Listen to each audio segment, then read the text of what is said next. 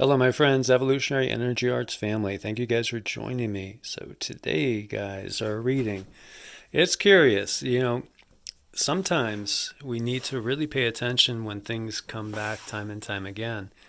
And so, honestly, this is the third time that the Ten of Swords has come up in the last three readings. So, it's been three readings in a row and that I've done and gotten the Ten of Swords. And so, what is the Ten of Swords? It's all about like reaching our mental limits in so many ways. It's kind of like, we've gone as far as we can go along a certain direction. And there, is the symbolism in here is kind of a mental anguish, which many people are feeling. And I'm seeing it from you guys. And you know, so many YouTubers are feeling it as well with the pinch that's going on. And, I've expressed that to you guys. I was watching Mary Greeley, that was this morning, and she was talking about what's going on. And of course, she's been completely demonetized. And then there's what some people are expecting with another wave of events that's going to just start to eliminate channels.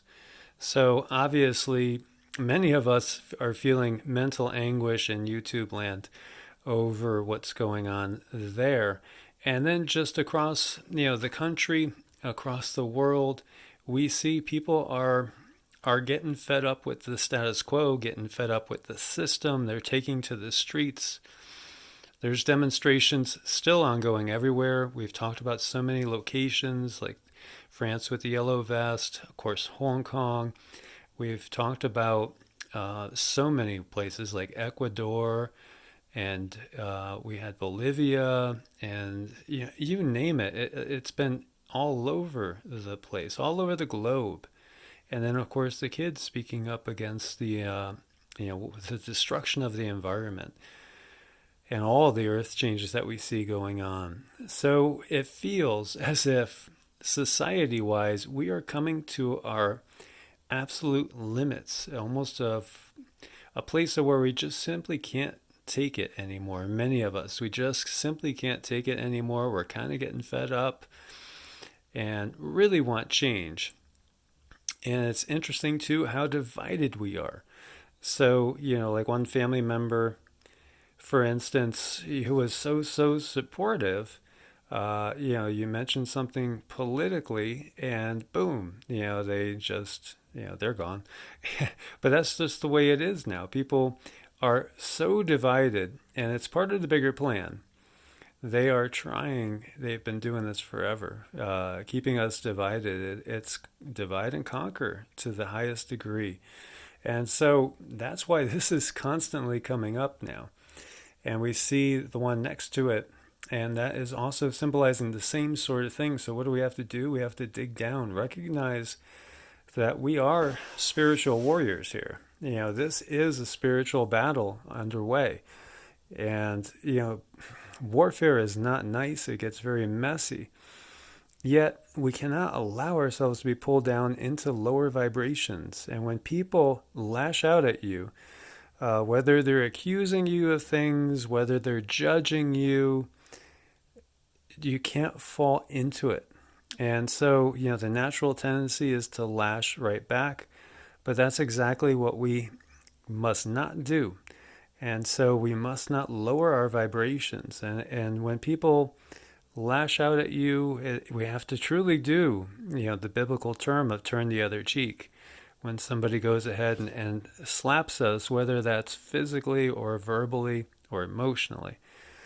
And so you see memories of love. And so, we can look back and we can romanticize different times, different ages, different eras in our life, maybe even different places and different people, different situations. But there's no use in looking backward. Learn from our mistakes, and perhaps I shouldn't even really say mistakes because everything is just learning.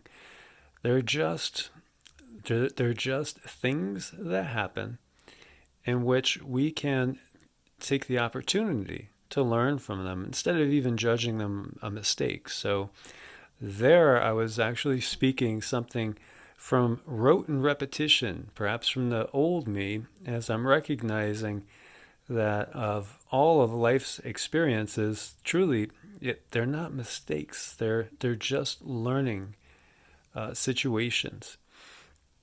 And so we see career transition. Many of us are feeling the need to change our career path, to change the way we make money. Many of us just can't simply stand being in the system anymore. And so we're ready, willing, and able to do with less, to take a chance, to maybe be an entrepreneur, to maybe, take a risky chance in some ways in order to be happier on the inside. And with the King of Keys, again, we're seeing basically the same thing. We have it all within us. We are very strong individuals here. Most of you listening are what we would call light workers or starseeds. And so you've come here with a purpose. You're here because of the transition. You're here because the Kali Yuga is basically gone, the dark age, and we're stepping into a new age of light. And so the light is shining on the darkness. And, we have to let go of any darkness that's within us as well. We cannot allow ourselves to keep going down paths perhaps that don't end up bringing out the best in us. They don't bring out perhaps the highest possibility for these lives. Perhaps in some ways we are settling because settling gives you security. Are you settling? Are you settling in your life? Are you doing something that perhaps you don't really even want to do? You just feel like you have to? Perhaps it's time to as some people would say, grow some balls in some ways. To be bluntly there, and to take a chance and to be true to the highest self. And so we see the confusion card, and many of us are very confused about how do we do this. We know we want change, but how are we going to manifest this? And again, I have a rent, I have a mortgage, I have car payments, this, that, and the other thing. Food prices keep going up, everything is getting more expensive. We know, but we have to make our choices and recognize that we're much more than the things that we own. It's just that simple. And here we see the Two of Cups, which is bliss in finding the perfect partner. Perhaps it's also bliss in finding your perfect situation, or maybe it's even bliss about finding the true you. Who is the true you really? Who do you want to be? If there was a perfect you, what would that look like? And then when you see that, try to manifest it. See what you have to do. As we see here, it's time to come out of the closet. So you must be the true you. It's time to stop living a lie, so to speak. And if you recognize the system's broken, perhaps it's time to take a chance. And there's so many family members that have taken chances. They have stepped outside the system. They are living off-grid, for instance, perhaps. They are trying to build communities in some cases. Or they're leaving certain areas because energetically they just don't feel good anymore. So the wings of Isis, uniting with the angelic self, the higher self, and knowing your true path, those two things go together. When you unite with your higher self, you will know the real you. And you will know what you came here to do. And then we see Archangel Metatron and clear quartz. And what that's talking about is the power that lies within. As we know, Archangel Metatron was basically a human. And then basically, you could look at it as ascension and became perhaps, some say, the most powerful archangel that there is. And over here we see the Seven of Earth. Seeds well planted. A temporary pause in the action and unnecessary worry. Many of us are spending so much time just worrying about things, stressing out over things, and not trusting that there is a divine plan that is unfolding. There is a higher will that is manifesting things in its own time as we go. And we must trust in that and trust in our part in that. It takes a trust of your higher self to really find peace in this world. And then we see the card next to it is Agni, which is the god of fire. And so what does this symbolize? Well, improved digestion, that's always good. And perhaps it's improved assimilation as well. Assimilating new ideas, new thoughts, new ways. Assimilating perhaps a new life and a new lifestyle. One that will reflect the true you. Also true knowledge and worldly riches. Because when we do that which we love and have passion about, you'll be taken care of because you're going to be good at it. You're going to be good at it because you love it, and it's not even work. And riches are not always things that accumulate as well. Obviously, you could be very, very rich in your relationships, and that includes spiritual relationships as well.